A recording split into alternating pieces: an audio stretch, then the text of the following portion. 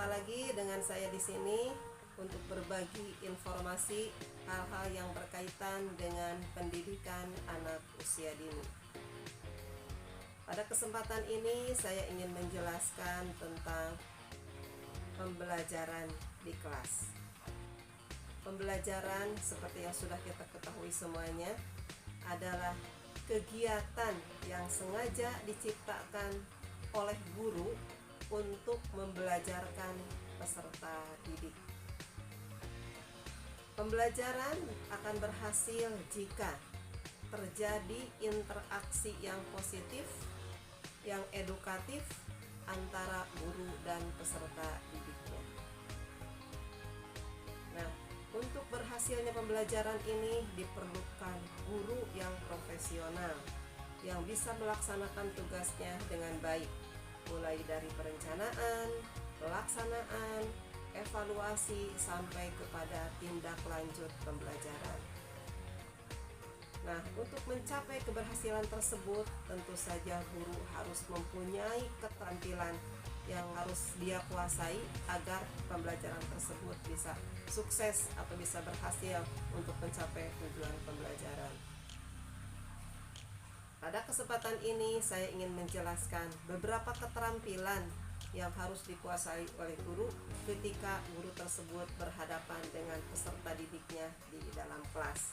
Ini dalam keadaan kondisi normal ya, bukan dalam kondisi pandemi. Nah, untuk kondisi pandemi ini karena belajar di rumah, silahkan disesuaikan dengan keadaan tersebut. Nah, berikut ini adalah keterampilan yang harus dikuasai oleh guru atau pendidik di lembaga PAUD.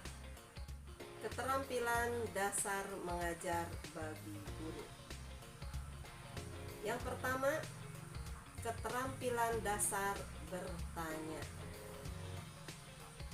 Tidak ada satu pembelajaran yang tidak menggunakan pertanyaan kepada peserta didik. Nah, di sini guru dituntut untuk pandai memilih pertanyaan yang efektif dan efisien. Gunakan pertanyaan yang divergen atau terbuka ketika kita sedang mengajar anak-anak didik kita. Dan kurangi atau hindari pertanyaan-pertanyaan yang konvergen atau tertutup. Contoh pertanyaan divergen seperti ini.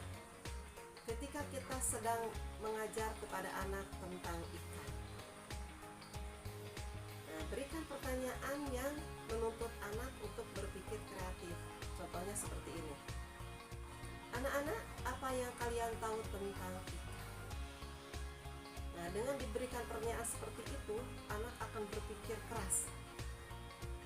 Sehingga keluarlah nanti jawaban bahwa ikan itu hidup di air, bersisik, bersirip, kemudian berlendir, dan lain-lain. Dan hindari pertanyaan seperti ini. Anak-anak, kalau ikan hidupnya di mana? Pasti jawabannya di air. Hanya satu jawabannya yang pasti itu hidupnya di air, misalnya. Hindari ya. Jadi sekali lagi, berikan pertanyaan-pertanyaan yang menuntut anak berpikir kreatif atau divergen, dan hindari pertanyaan yang menuntut anak untuk berpikirnya konvergen. Kedua, keterampilan dasar memberikan penguatan. Apa itu penguatan? Penguatan adalah suatu respon positif terhadap perilaku anak agar diulang kembali. Misalnya anak melakukan kegiatan yang bagus, dia misalnya aktif ketika belajar, ketika memberikan respon yang baik terhadap apa yang kita suguhkan pada mereka. Nah, berikanlah penguatan kepada mereka. Bisa verbal, bisa non verbal. Kalau verbal biasanya kita menggunakan bagus, pintar, hebat, soleh, soleha, dan lain-lain. Sedangkan yang non verbal bisa berupa reward atau bentuk yang lainnya. Nah, itu dengan diberikan penguatan seperti itu, anak merasa dihargai dan termotivasi untuk belajar lebih baik lagi. Berikutnya, keterampilan dasar mengadakan variasi. Variasi terhadap situasi, variasi terhadap media, atau variasi terhadap kegiatan. Nah, contohnya begini, misalnya kita mengadakan variasi dalam suara, penekanan kata-kata ketika kita berbicara atau penekanan kalimat, kemudian variasi ketika kita mengajar, posisi, jangan kita hanya duduk di satu tempat saja dengan kaku. Nah, kita bisa berdiri, bisa berjalan. Kemudian gestur tubuh juga kita variasikan, maksudnya jangan sampai kaku. Kita duduk kaku, tatapan hanya satu titik, itu hindari. Kita harus fleksibel. Nah, dalam media pun kita variasikan, jangan itu saja yang digunakan. Kita variasi media itu menggunakan semua benda atau semua alat yang ada di sekitar tempat kita mengajar.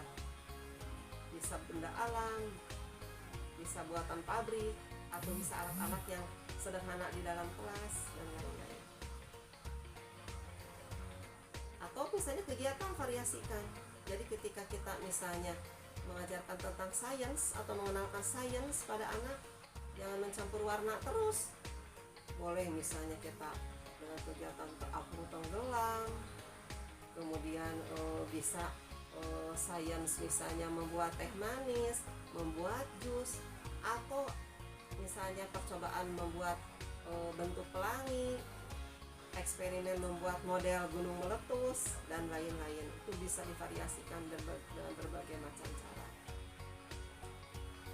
Jadi kita dituntut untuk pandai-pandai mengadakan variasi agar tidak terjadi kebosanan dalam pembelajaran. Selanjutnya, keterampilan menjelaskan materi. Nah, di sini guru dituntut untuk punya keterampilan menjelaskan materi secara urut, runtut, dan sistematis. Tidak loncat-loncat. Kalau loncat-loncat, nanti anak tidak bisa mengambil kesimpulan dari apa yang kita jelaskan.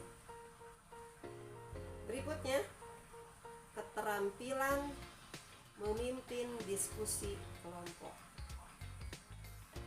Nah, guru harus bisa memusatkan perhatian anak. Guru harus bisa memperjelas masalah yang jadi bahan diskusi.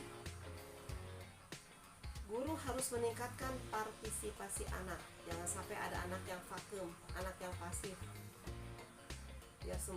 Biar diskusinya hidup, semua harus berpartisipasi. Berikan dorongan kepada mereka. Dan guru juga dituntut untuk bisa menutup diskusi dengan memberi kesimpulan pada anak, sehingga anak bisa mengambil kesimpulan yang lengkap. Yang berikutnya, keterampilan mengelola kelas. Nah, di sini guru harus memperhatikan prinsip-prinsip seperti berikut ini. Guru harus bisa menciptakan iklim kelas yang hangat dan menyenangkan anak.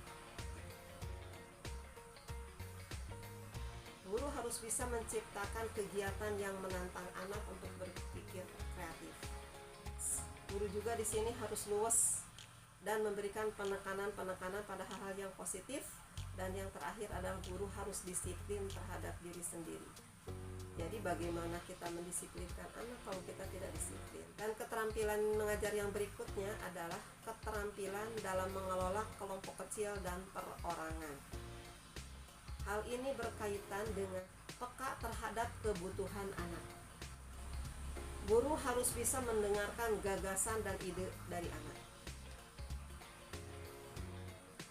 termasuk di sini merespon apa-apa yang menjadi ide mereka. Di sini guru harus peka terhadap anak menghadapi kesulitan dalam melaksanakan tugasnya. Tapi kesediaan membantu di sini, guru tidak boleh mendominasi anak. Jadi anak tetap menjadi subjek pembelajaran. Dan terakhir di sini guru harus bisa mengendalikan situasi kelas. Nah, itulah beberapa keterampilan dasar yang harus dikuasai oleh guru. Nah, saya simpulkan di sini. Yang pertama tadi ada keterampilan bertanya, kemudian keterampilan memberi penguatan, keterampilan mengelola kelas, keterampilan mengadakan variasi pembelajaran, keterampilan mengajar kelompok kecil, dan keterampilan memimpin diskusi kelompok. Nah, yang saya jelaskan tadi saya ambil dari berbagai referensi dan sumber yang mudah-mudahan bisa bermanfaat untuk teman-teman guru semuanya. Semoga peserta didik kita menjadi peserta didik yang cerdas, pintar, dan soleh serta soleha. Dan mudah-mudahan kita menjadi guru yang profesional. Terima kasih. Wassalamualaikum warahmatullahi wabarakatuh.